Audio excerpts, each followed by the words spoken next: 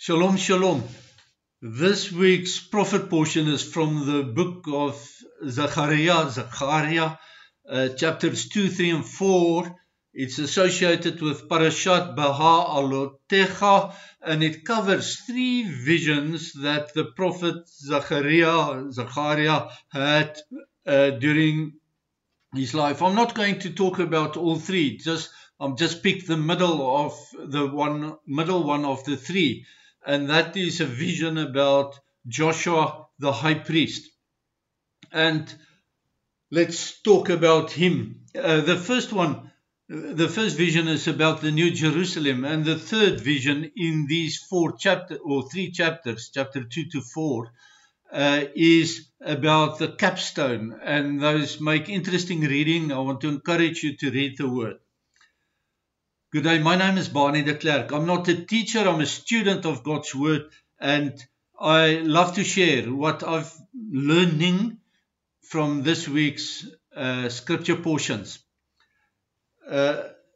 Joshua, the son of Jozadak, that's Joshua the high priest in the vision, he was the 31st high priest, and his life was circa 515 to 490 BC.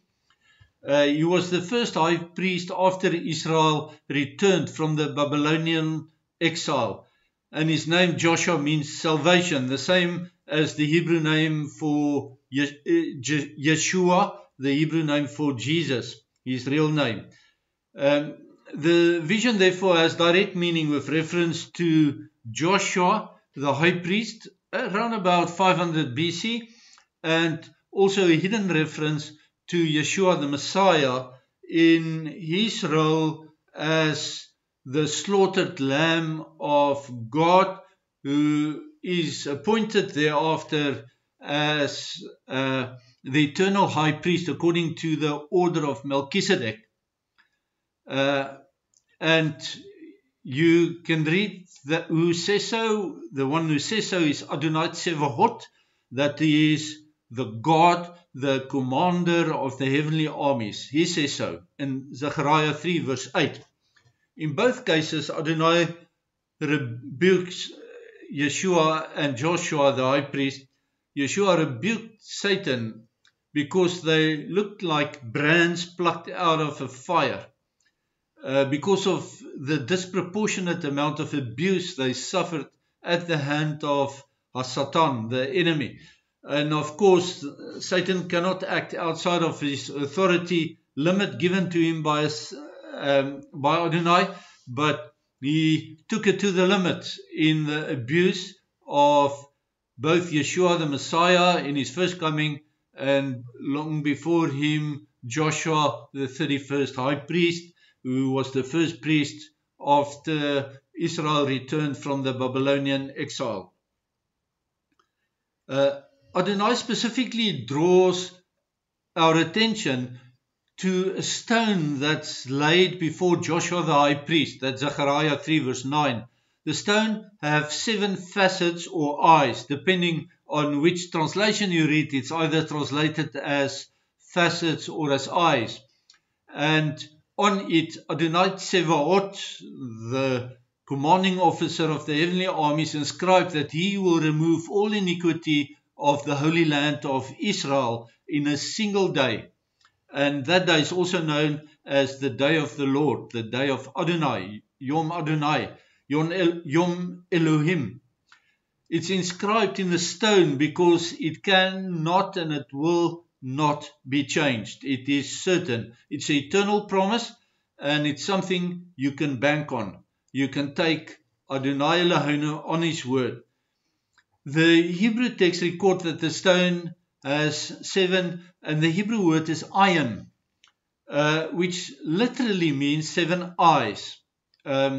Several translations opted to translate ayin as eyes, and many other translations opted to translate ayin as facets or faces of the stone. But this represents human interpretation and human understanding in an attempt to make the text accessible to present-day readers, and maybe readers who read milk food simple direct translations only. Remember, the deeper translations cannot be valid if it's in contrast with the simple direct, but in this case the Hebrew script is not the thing, it is the translated script for which the Pesach rules doesn't count. So it is to say, maybe there's no eyes on a stone, so let's make it facets or faces of the stone. But the interpretation or the translation as iron as eyes can also mean fountains, and then it opens the possibility that there are 7 fountains of water coming from this rock, and we can see the Hebrew word iron used in this regard in Exodus 17 verse 6, and in Numbers 20 verse 8, and in Isaiah 41 verse 18, and in Psalm 105 verse 41, and in the first book of Paul's first letter to Corinthians, chapter 10 verse 4 as well. The eyes then become 7-fold sources of living water, and that's an image that appeals to me, I must say. Personally, I opt for eyes as well. In this case, I'll leave it to you to decide, but in Zechariah 4 verse 10, if it refers to eyes on the stone, it reminds us of Ezekiel's wheel in the sky. Actually, not in the sky. The wheels were on the ground in Ezekiel. It's Ezekiel 1 verse 18. But it also reminds us of the living creatures in the book of Revelation, chapter 4 verse 6, with eyes all over them. And then we understand that the eyes are witnesses to Adonai's promise. They see what he wrote, they see what he promised, and they will make sure that it happens. They will see him fulfilling the promise. The eyes also, because it's 7, represents the 7 spirits of God, and that is a reference to the book of Revelation chapter 3 verse 1 as well. I do not think that the different translations are necessarily in conflict with one another, whether you translate iron as eyes or eyes as fountains, because they're not mutually exclusive. Actually, they may be complementary to each other. It's just the translation as facets or faces that for me is a little bit problematic. The 7 eyes or facets of the stone represent Adonai as the number represents him. 7 represents him. It constitutes a covenant. 7 consists of 3 plus 4. 3 is the Trinity number, the number representing Adonai or Elohim, and 4 represents the 4 wind directions or all creation, if you like. 7 is really rich in gematria meaning as well, and some of the more common significances I'll touch on now. 7, of course, in Hebrew there were no numbers. 7 is the 7th letter of the Hebrew alphabet, and the 7th letter is Zion. It carries the numerical value of 7. Zion means penis. It means an erect penis. A penis is the place and the sign of Adonai's covenant with his chosen people, with Israel, as the foreskin is removed from during circumcision from the penis, and it becomes a permanent physical mark of a holy spiritual covenant. Zion also can represent a weapon, a sword, or a ruler's staff, a scepter, and by extension even a crown, because the scepter is linked to the crown. The number 7 therefore also represents power and authority. So in this case, Zechariah's vision, the 7 eyes, testifies to Adonai's authority and his ability, his potential to execute what he promised. When we apply 7 to time, the number 7, of course, represents or takes us to Shabbat, the day of our rest. And Shabbat is the prophetic day that points to the 7th great day. In 1 day is 1,000 years, which is the millennium in which Yeshua will rule physically on earth from Jerusalem. And the reason this vision follows on the previous one is because the previous one has the New Jerusalem. Of course, Yeshua will first rule in the earthly Jerusalem before the New Jerusalem descends from heaven. And the key for that is again embedded in the Hebrew language, because Yerushalayim, the Hebrew name of the city of Jerusalem, the ayim suffix in the name Yerushalayim means that there are two Jerusalems. There's the physical one that's existing now. It is, if you look at the world map, it's right bang in the center of the world map, because all of human history revolves around the city of Jerusalem. But ultimately, the existing Jerusalem will be replaced with a new Jerusalem that will descend from heaven.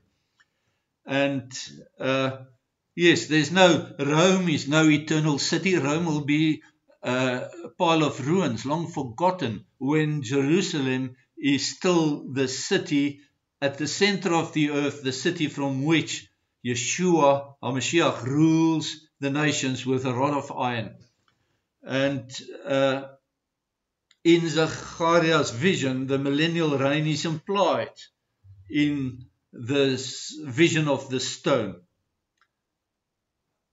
The number 7, if you write it out in Hebrew as a word, it is Sheva. And it also means, Sheva means a promise or an oath. So the 7 eyes on the stone implies a solemn promise from Adonai that he will definitely keep.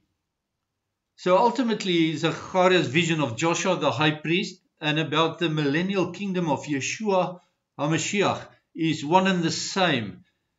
And in Yeshua's millennial kingdom, it is written, Zechariah chapter 3 verse 10, that every person will invite his neighbor to sit under the vine and under the fig tree.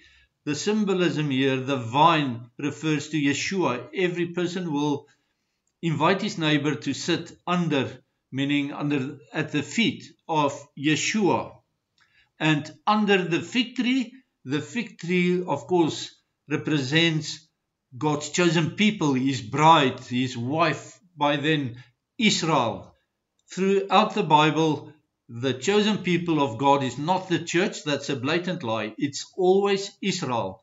And so every person who is a follower of Yeshua will invite his neighbor to sit under the vine at the feet of Yeshua, under the fig tree, under the Jews. Gentile believers are grafted in, if you use Paul's language in the book of Romans chapter 11, or adopted into the family of Abram. And that is how the mechanism by which we can enter into Yeshua's kingdom. It's a wonderful thing that's going to happen. If I look at what's happening in the world, the current war between Israel and Iran, it looks to me like the prophecy contained in Daniel 8 that's coming into play now. And that prophecy says soon Iran will be the power of the goat of Iran will permanently be destroyed. And it means Shiite Islam will be no more. And then there will be a person who will conclude a 7-year peace agreement in the world. The world will hail him as the savior of the world, but beware, he will not be the savior. He will be the Antichrist. And halfway through the 7-year period, he will break the contract. So exciting times. I pray that during this time that Adonai Eloheinu will bless you and keep you, that He will shine His face upon you and be gracious to you. I pray that He will lift His countenance, His provision upon you, and that He will give you shalom. Shalom, shalom.